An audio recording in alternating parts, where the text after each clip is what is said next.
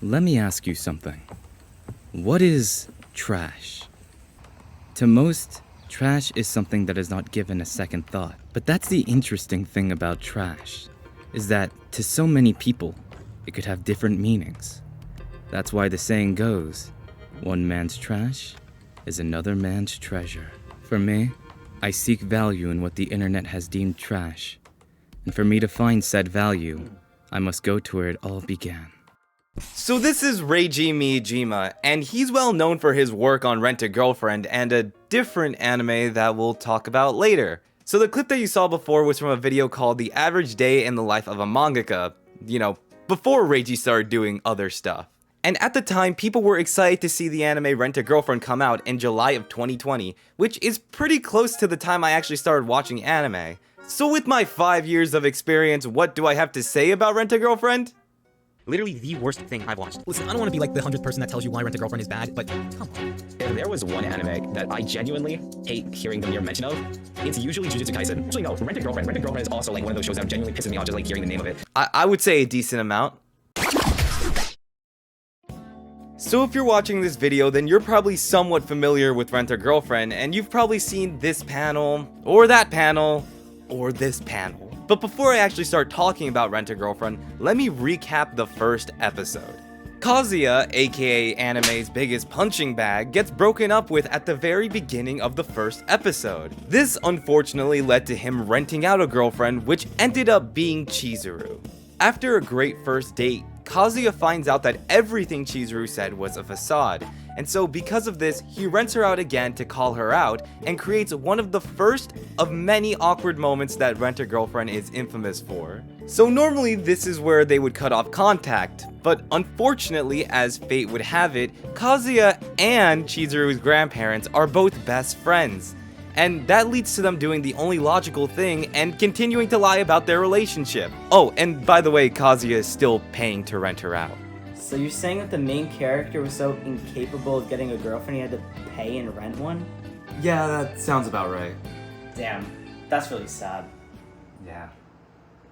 Now personally, I think this is a pretty decent first episode. I mean, it sets up a lot for the story in the future and even tackles the themes of societal pressure when it comes to the dating world. I mean, according to Reiji Miyajima in an interview, I heard it was popular to rent a girlfriend to accompany them home and reassure their parents. I looked at it and thought, that's dumb, lol. But at the same time, I found it cute. I could understand that feeling. With the drama and theming that it was setting up, Rent-a-Girlfriend could have been a show that was enjoyed by many. Hell, to some it could have even been seen as a cult classic. But due to the recent backlash of the manga, it is apparent that that is not the case. And it hasn't been for the last couple of years.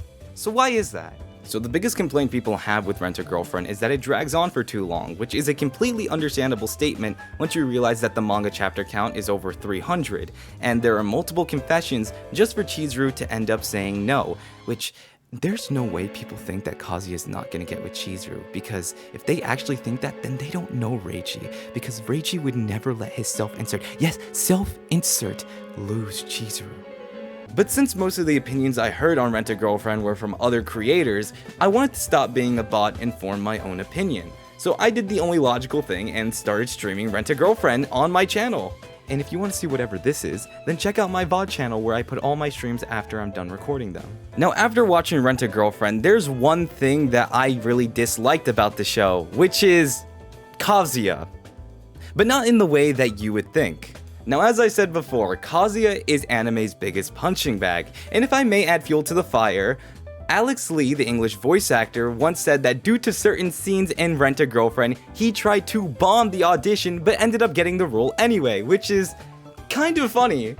Now on a more serious note, I think that Kazuya is an interesting character who is a victim of being toyed with and trapped by his own creator. Now to understand what I'm talking about, I'm going to break down Kazuya's character by each girl that shows up in the show and what impact they leave. Starting off with Mini-chan, she's probably the most irrelevant character in the show. She's a hardcore Chizuru and Kazuya shipper and manages to cause conflict, but even before she was introduced, the show did a fine job on its own without her, so she's just kinda here to be cute, I guess. Ruka, who is Kazuya's girlfriend, has tried to sleep with him before, and Kazuya turned down her advances because at heart, he is still loyal to one person, which is an admirable trait when not taken too far. And I think that having self-control is a pretty cool thing that Kazuya has that doesn't get talked about enough. Next is Mami, who is a representation of the fact that Kazuya is indeed capable of moving on. This is because at the beginning of the show, Mami literally breaks up with him and he moved on to Chizuru, but Mami was not okay with that, so she did everything in her power to stop that from happening, which is kind of unfair given the situation that Kazuya is in, where he is trying to move on. Now, Chizuru is a character I've always felt iffy on. I do sympathize with her dream of wanting to be an actor, and I usually do enjoy those characters, but after learning to empathize with Kazuya, it's become a bit harder.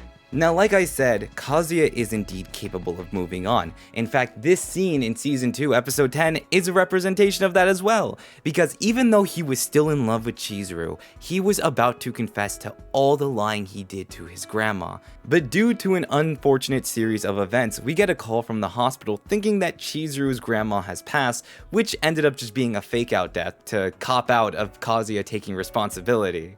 But Kazuya still stands by his choice and he was ready to live with that. But then Chizuru says, hey, my grandma's taken a liking to you, so let's continue to fake date. I do not care if she ended up saying that they were going to be just friends.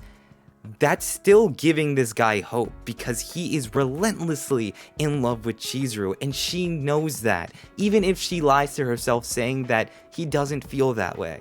And only ignoring it doesn't make it better.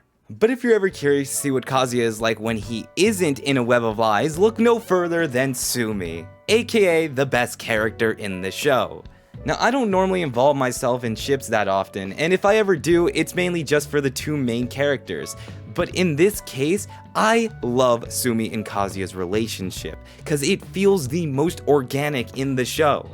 Don't get me wrong, Kazuya is still paying for these dates technically, but there are actual feelings here rather than when he's with Chizuru, cause Sumi does actually enjoy his company. She even went through the trouble of remembering his birthday. The reason I bring that up is because it highlights the best part of their relationship, which are the small gestures that bring them closer as people. Now, like I said, Kazuya does end up paying for these dates. But I'm sure that if he truly wanted to date Sumi, he could, without having to pay anything.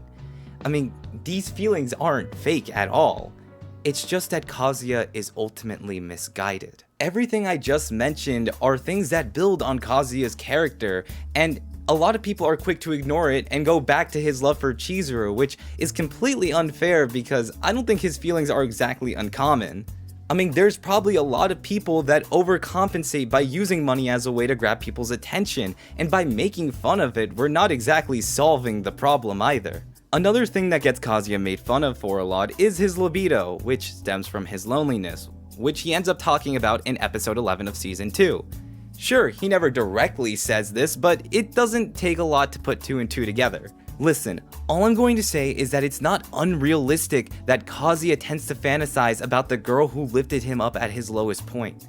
Do I think it's justifiable? No. The point of this rant wasn't to justify all of Kazuya's actions. What I'm trying to say is that there is a reason why they are done, and people don't talk about it enough. But at the same time, can I really blame people? I mean, Reiji doesn't do a good job building on Kazuya's character. Look at Fujimoto when he wrote Denji. Denji has horny elements to his character, but Denji grows as a character, and that doesn't happen as much for Kazuya. Instead, he's just continuously made to be a self-insert who will simp for Reiji's 2D goddess. And unfortunately, it doesn't end here as we have another anime to talk about, which is, god damn it.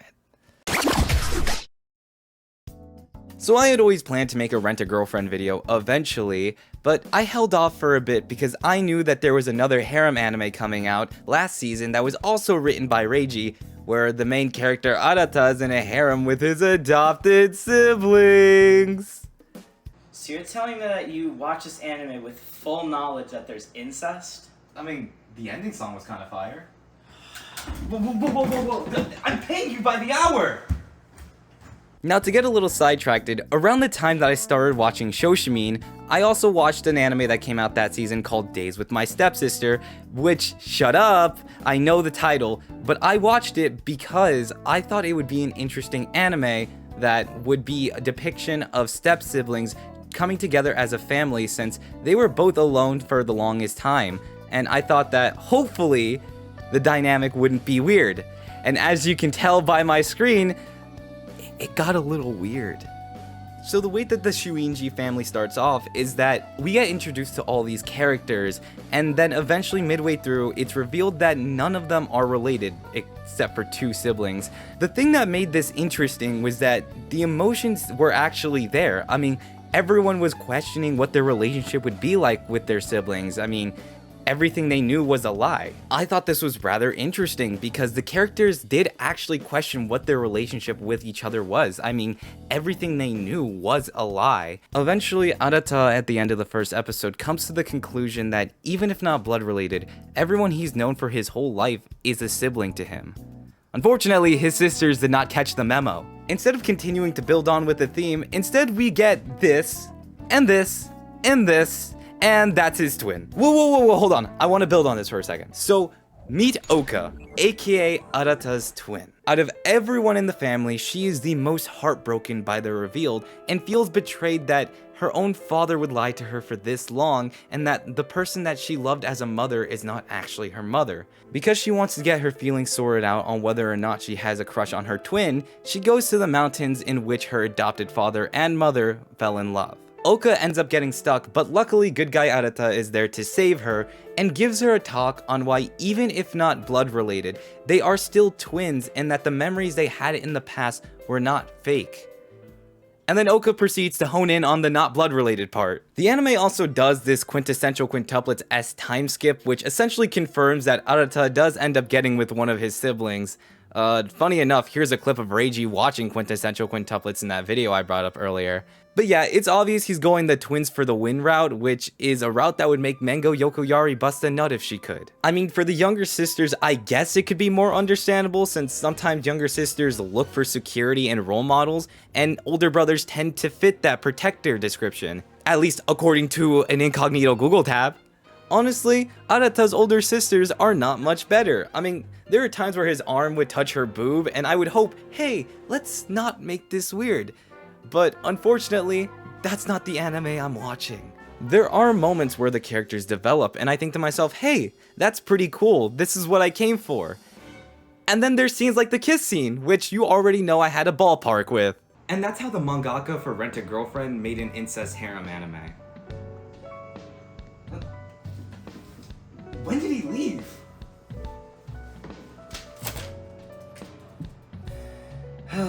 I don't have enough money to rent him out for another hour. I think Reiji's biggest issue is that he plays into shock value and fan service, which, if you've seen either of his works, there's a decent amount.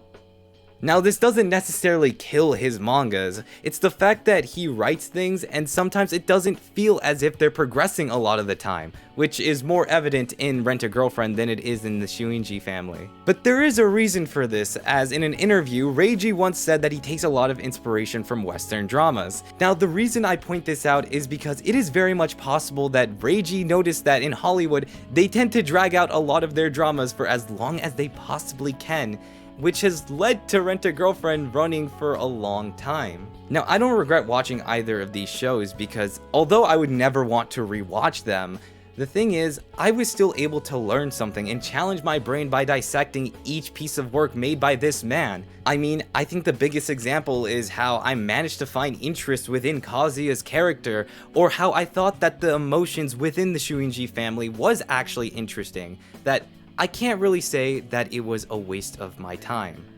But that's just my opinion. If you enjoyed watching this video, consider watching my past work where I talked about this ordinary anime, or if you want to stay in the loop, consider subscribing so that you can attend one of my live streams where I talk about more anime, or I watch Rent a Girlfriend until either it ends or my YouTube career does.